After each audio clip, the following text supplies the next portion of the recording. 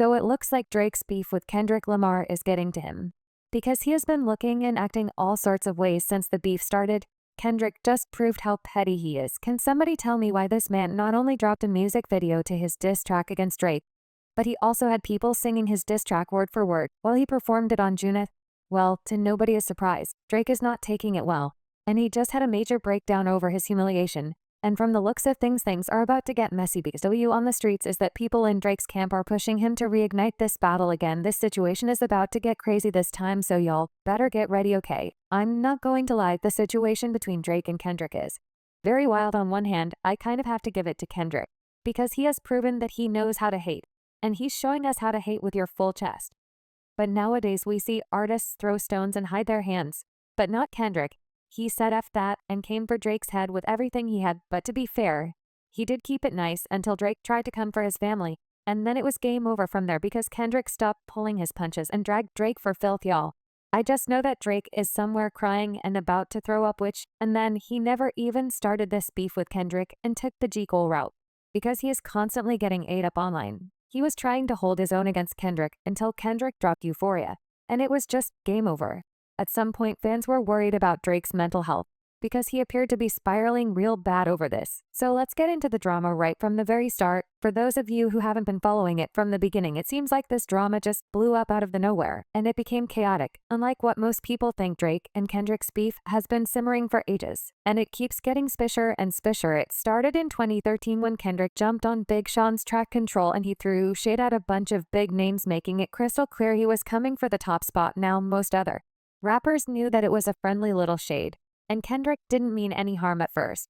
But Drake let it go to his ego, and he was hurt, which started the beef between the both of them. In the song, Kendrick said, "But this is hip-hop and them ninjas know what time it is," and that goes for Jermaine Cole, Big Crit, W, Pusha T, MC, Mississippi, Rocky, Drake, Big Sean, J Electronic, Tyler McMiller. "I got love for you all, but I'm trying to murder you ninjas," while other rappers took Kendrick's trolls in stride, and they embraced the competitive spirit. Drake took it personally. That's when the drama started heating up, and they constantly threw shade at each other. Now at first, we thought it was just a bit of friendly competition, but we were big wrong. Things escalated when J. Cole and Drake dropped their song Firster's Shooter. They name-dropped Kendrick, referring to the three of them as the big three in rap. J. Cole said, "Love when they argue who the artist, MC, is it K-Do, is it Aubrey, or is it me? We the big three, like we started a league." But right now, I feel like Muhammad Ali. Now this didn't sit well with Kendrick at all, and he decided to clap back at J. Cole and Drake in his collab with Metro Boomin entitled Like That. He said if he walked around with that stick at 8 Andre 3K think I won't drop the location. I still got PT's mother F the big three ninja. It's just big me now. To be fair, Drake didn't exactly throw shots at Kendrick, neither did J. Cole. In fact, J. Cole paid Kendrick a compliment by referring to him as one of the biggest and best rappers, but because of Kendrick's history with Drake, he did not take it well, and he threw shade on Metro's song. Now Metro and Drake have their own tangled history, and Metro immediately hopped in on the beef and supported Kendrick. He even threw out a beat inviting fans to take shots at Drake and their versions of BBL Drizzy, and to nobody's surprise, fans immediately jumped in and clowned Drake on Metro's encouragement. But anyways, Drake wasn't about to let Kendrick have the last word, not without putting up a fight. He fired back with not one, but two diss tracks aimed straight at Kendrick with Push Ubis and Taylor Made. Maybe he thought he had the upper hand, because Kendrick took a while to respond, and to be honest, for a while it did seem like he had the upper hand.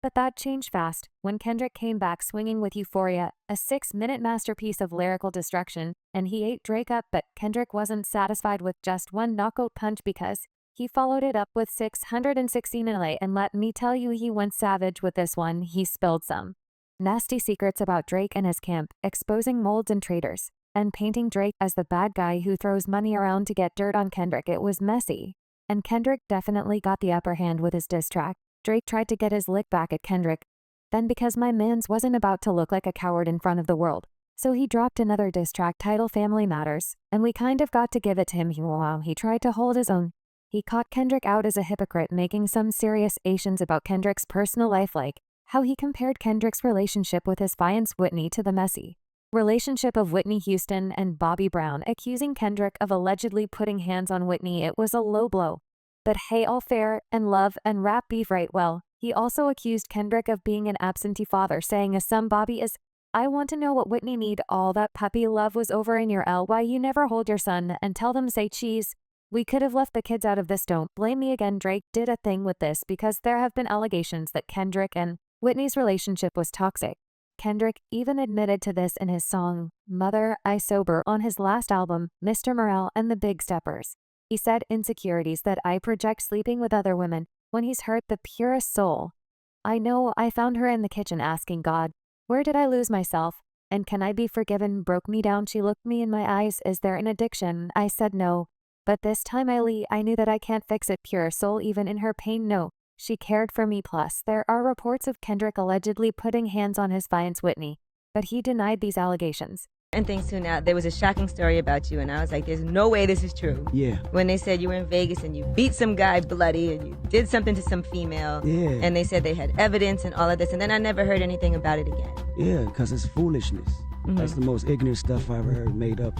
I was like, Kendrick did that? I doubt it. And, you know, that person, whoever made that up, owes an apology.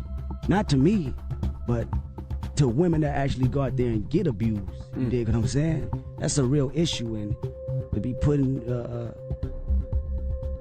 a person name that you know that stands for someone way more better, that's been raised way more better than that.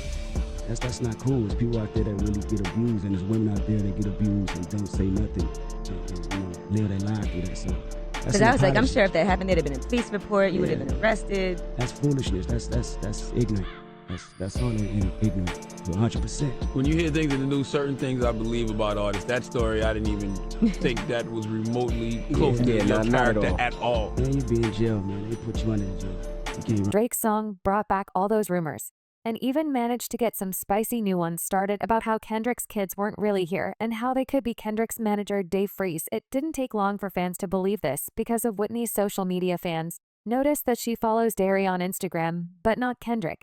And every time she posts about her kids, Dave's right there in the comment section leaving emojis and whatnot. It's enough to make you raise an eyebrow for sure. Drake knew what he was doing there, and it was a nice little comeback because it hit Kendrick right in the feels. The track was a spicy little clapback. But before he could even enjoy the reactions, Kendrick hit back with Meet the GHs. It's like Kendrick had been waiting for the perfect time to spill Drake's tea, and Drake practically served it up on a silver platter. When he brought in Kendrick's fiancée and kids into the beach and Meet the Grams, Kendrick did not hold back. He went after every single member of Drake's family and exposed Drake for some seriously shady behavior, painting him as a creep. It's like every diss track Kendrick drops just adds fuel to the fire, and even though Drake fought back as hard as he could, Kendrick somehow managed to get the upper hand. He even name-dropped Drake's mom, saying, "San, sit down. What I'm about to say is heavy. Now listen, your son's a sick man with sick thoughts. I think and just like him should die him, and Weinstein should get effed up in the cell for the rest of their life. He hates black women, hypersexualizing them with king of an info fetish crew facial hair, because he understood being a beard just fit him better. I got sex offenders on hobo that he keep on a monthly allowance, and a child should never be compromised, and he keeping his child around them. And we got to raise our daughters knowing as predators like him and lurking." This was another major clapback, because it built on the existing whispers of Drake's shady behavior around girls like Millie Bobby Brown. She was just 14 when she mentioned how she and Drake were texting a lot and he was giving her advice about boys that gave people the creeps, because Drake was a grown man in his 30s who was talking to a 14-year-old about dating. It definitely raised some eyebrows and sparked conversations about appropriate boundaries.